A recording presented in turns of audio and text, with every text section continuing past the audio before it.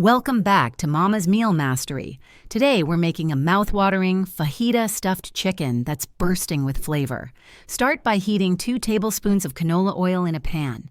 Add diced red, green, and yellow bell pepper, along with 1 diced onion.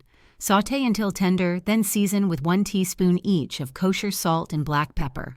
In a bowl, mix 4 ounces of cream cheese, 1/2 cup shredded cheddar cheese, and 1/2 cup diced pepper jack cheese. Slice 3 boneless, skinless chicken breasts lengthwise, creating a pocket. Season each chicken breast with 2 teaspoons of salt, chili powder, cumin, and garlic powder. Stuff the chicken with the sautéed veggies and cheese mixture.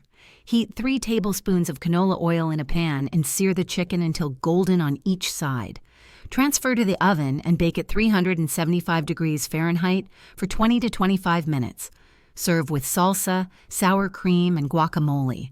And there you have it, delicious fajita stuffed chicken.